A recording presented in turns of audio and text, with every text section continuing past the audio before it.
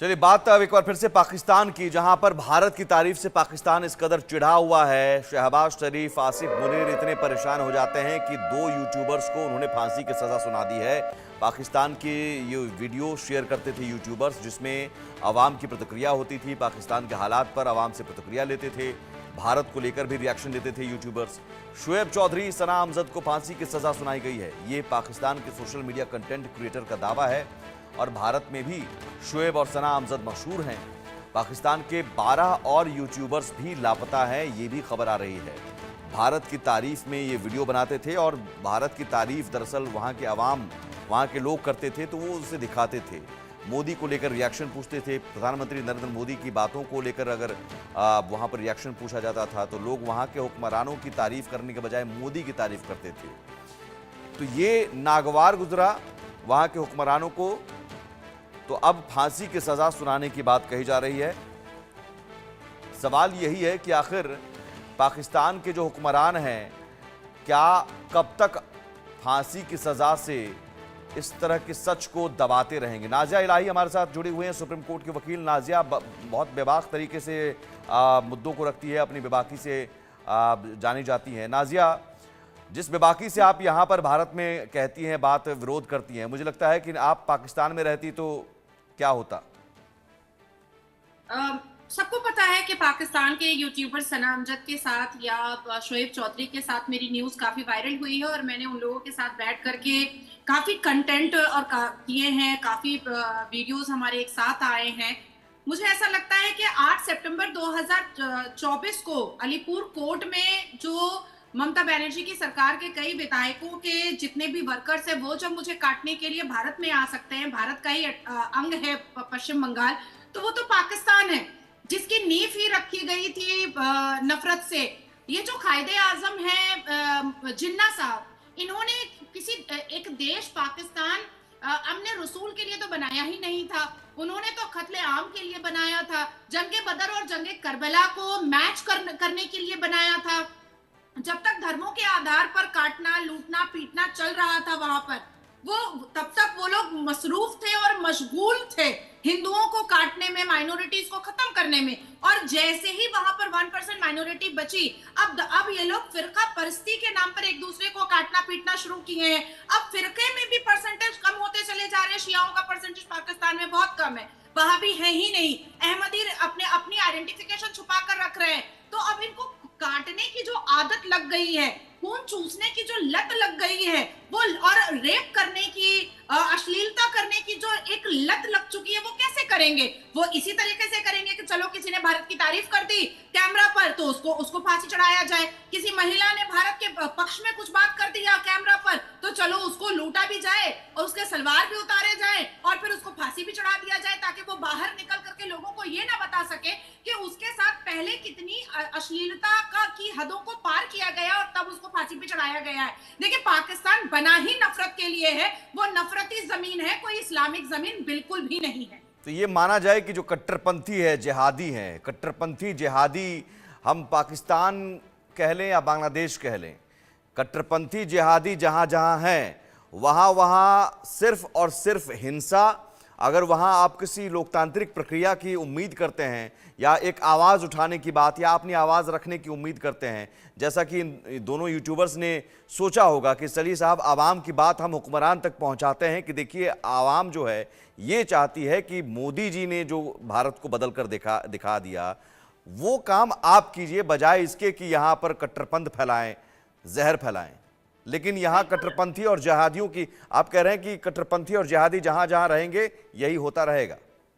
Exactly मैं यही कह रही हूँ। देखिए, शोएब चौधरी, मैं सना अमजद से के साथ उतनी बार नहीं बैठी थी पाकिस्तानी यूट्यूबर के साथ, लेकिन शोएब चौधरी के साथ मैं बहुत बार बैठी हूँ और हमेशा मोदी जी के नेतृत्व में भारत के रिफॉर्मेशन के ऊपर और बायलैटरल रिलेशन पर या अरब में जिस हिसाब से हमारे आदरणीय प्रधानमंत्री मोदी जी को सर पलकों पे बिठाया जाता था, उन सारे और शिक्षा को लेकर के वो हमेशा पाकिस्तान के युवाओं को इनकरेज करने की कोशिश करता था कि जब भारत इतनी तरक्की कर सकता है तो फिर पाकिस्तान क्यों नहीं कर सकता है, जब भारत इतना खूबसूरत हो सकता है तो फिर पाकिस्तान क्यों नहीं हो सकता। तो उसका जो एक अवेयरनेस फैलाने का जो तरीका था वो बहुत खूबसूरत था, लेकिन ये तरीका तो पसंद नहीं आएगा ना। कैसे पसंद आएगा? अब मुसलमान कभी भी जैश ए मोहम्मद, मतलब मोहम्मद सल्लल्लाहु अलैहि वसल्लम बी पीस अपॉन हिम, उनकी सेना, जैश ए मोहम्मद का मतलब होता है मोहम्मद की सेना। और क्या कर रही है? बलात्कार कर रही है। क्या कर रही है? बम गोली बारूद चला रही है। क्या कर रही है? औरतों के सलवार उतार रही है। क्या कर रही है? 9 साल की बच्ची के साथ अपनी ठरकबाजी पूरी कर रही है। क्या कर रही है? तो लोगों का कत्लेआम कर रही है। ये जैश ए मोहम्मद के खिलाफ कभी बोले हैं कि तुम ऐसा नाम क्यों इस्तेमाल कर रहे हो? अब अभी बांग्लादेश में देखिए जमात इस्लामी, जमात इस्लामी का अर्थ क्या निकलता है? इस्लाम के मानने वाले की जमात। तो इस्लाम के मानने वाले की जमात क्या कर रही थी? हम कलमा ला इलाहा इल्लल्लाह मुहम्मदुर रसूलुल्लाह पढ़ने वाली शेख हसीना का इनर गारमेंट हवा में लहरा रही थी। आप सोचिए, जब जब इस्लाम की जमात, इस्लाम के मानने वाले की जमात, जमात इस्लामी क्या कर रही थी? हिंदुओं की बहू बेटियों का रेप, बलात्कार जो है वो पिता के सामने हो रहा था, भाई के सामने बहन का बलात्कार हो रहा था। तो ये जो जितने भी कट्टरपंथी हैं, ये किसी भी हाल में प्रॉफेट मोहम्मद के फॉलोअर बिल्कुल नहीं है। ये बाबर आजम के ठरके आजम है, ये जाहिल आजम है, ये मदरसे में यही सीख कर आए हैं। और अल कुरान की 26 आयतें जो हैं वो इनको खूनखार बना चुकी है। अल कुरान की 26 आयतें जो हैं ये इनको अश्लील बना चुकी है। और इनके दिमाग में जो ये मौलवी मुल्ला है, इनके दिमाग में ये भर चुके हैं कि तुमको जमीन के जर्रे जर्रे को इस्लामिक करना है। और हम दुनिया के लिए नहीं जी रहे हैं, हम आखिरत के लिए जी रहे हैं। अब आप सोचिए, मरने के बाद उसको क्या ही पता रहेगा कि उसको 72 वर्जिन हूर मिल रही है कि ना वहां पर जन्नत में अंगूर और पेड़ा मिल रहा है, ना जलेबी मिल रहा है। लेकिन इस बेवकूफियों को दिमाग के नसों में ऐसा बसा दिया है मौलवी मुल्लाओं ने कि ये लोग ना रेप करने से पहले सोचते हैं, ना मर्डर करने से पहले सोचते हैं, ना किसी दूसरे धर्मों को आघात और परेशान करने से पहले सोचते हैं। इस तरीके से इनके मुस्तकबिल को खराब कौन कर रहा है? ये चाहे बांग्लादेश के मौलवी मुल्ला हो, चाहे भारत के मौलवी मुल्ला हो, चाहे पाकिस्तान के मौलवी मुल्ला हो, चाहे ईरान के मौलवी मुल्ला हो, चाहे तालिबान के मौलवी मुल्ला हो, मुसीबत की जड़ ये मौलवी मुल्ला है। नहीं तो यही मौलवी मुल्ला इन्होंने पाला पोसा था तालिबान को, तो वही मौलवी मुल्ला अब इनके लिए मुसीबत बन गए हैं। तालिबान के मौलवी मुल्लाओं को तो पाकिस्तान में ही पाला पोसा गया, जो आज मुसीबत बन गए हैं। और अब ये जो सोच है, मैं आता हूं आपके पास नाजिया, अजय, ये जो सोच है, ये सोच ऐसा नहीं कि शहबाज आसिफ मुनीर की हम अगर नाम लें, जो नाजिया ने कहा, जनरल जियाउल हक से लेकर अगर हम, या जिन्ना से लेकर अब तक हम देखें तो ये सोच वाले तो यहाँ पर पाकिस्तान में एक के बाद एक आते गए, जिन्हें सिर्फ अपने ऐशो आराम से मतलब है, सत्ता से मतलब है और अपनी तारीफ से मतलब है। पाकिस्तान में क्या हो रहा है, मुल्क कहाँ जा रहा है, कंगाली में मर रहे हैं लोग, इससे कोई मतलब नहीं है। अगर कोई सच दिखा दिया तो उसको फांसी पर लटका दो।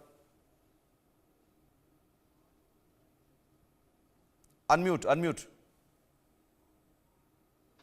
देखिए, बिल्कुल, अगर आप देखें तो धर्म कोई भी हो, चाहे वो इस्लाम है, चाहे वो हिंदुज्म है, या फिर कोई भी धर्म हो, कभी भी अहिंसा नहीं सिखाता, कभी भी पाप करना नहीं सिखाता, मगर हर कोई उसे अपने तरीके से जो है वो मोल्ड कर लेता है, ये कहा जा सकता है, जो एक्सट्रीमिस्ट होते हैं।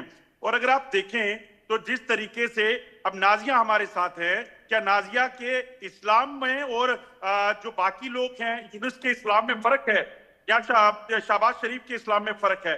तो इस्लाम में फर्क सिर्फ वो लोग लाते हैं जो दरअसल इसका इस्तेमाल करके अपनी रोटियां सेकना चाहते हैं या अपने फायदे देखते हैं। आज जिहाद के नाम पर आप सोचिए, जम्मू कश्मीर में हजारों लोगों का, मासूम बच्चों का लहू बहाया गया है। पाकिस्तान के कब्जे वाले कश्मीर में पाकिस्तान ने युवाओं को बरगलाकर आतंकवाद में इस्तेमाल किया। पाकिस्तान में जो सरकार रही, सेना रही, आईएसआई रही, उसने खैबर पख्तूनख्वा के टीटीपी के लोगों को, जो ट्राइबल थे, उनका इस्तेमाल किया। जब अमेरिकन फोर्सेस से तालिबान ने लड़ना था, वहां उनको भेजा गया। बलूचिस्तान में आज हर रोज कोई ऐसा आप महिला दिखेगी जिसके साथ बलात्कार होता है, क्या वो मुस्लिम नहीं है? तो ऐसे में दरअसल मजहब को एक शील्ड बनाकर अपना जो फायदा है वो देखना और उसका गलत इस्तेमाल करके लोगों को बरगलाना जो है, यही आज जो है पाकिस्तान को ले डूबा है। और पाकिस्तान अगर आप देखें तो पाकिस्तान अगर फोकस अपने लोगों पर करता तो आज बलूचिस्तान के हालात ऐसे नहीं होते। आज पाकिस्तान के कब्जे वाले कश्मीर में लोग मारे नहीं जाते, युवा जो है अगवा नहीं हो जाते, महिलाएं बलात्कार का शिकार ना होती। आज खैबर पख्तूनख्वा में टीटीपी के ट्राइबल जो हैं वो सरकार के साथ मिलकर खड़े होते, और अगर वो बांग्लादेश के बारे में सोच रहा होता कि शेख हसीना की सरकार को टॉपल कैसे करना है, ये नहीं सोच रहा होता तो पाकिस्तान एक खुशहाल देश होता। उसने आज तक 47 के बाद जब बना पाकिस्तान, तब से लेकर इस्लाम के नाम पर, मजहब के नाम पर आतंकवाद को फैलाया, आतंकवादी को तैयार किया, और आज वही वो काट रहा है। बिल्कुल नाजिया, जो इस्लामिक राष्ट्र आपने कहा कि चंद मौलवी मुल्ले जो हैं ये सोच रखते हैं जिहादी कट्टरपंथी, और इस्लाम का गलत जो मायना निकाल कर वो बताते हैं कि साहब ये देखिए यहाँ आप जन्नत चले जाएंगे, 72 हूर मिल जाएंगे आपको,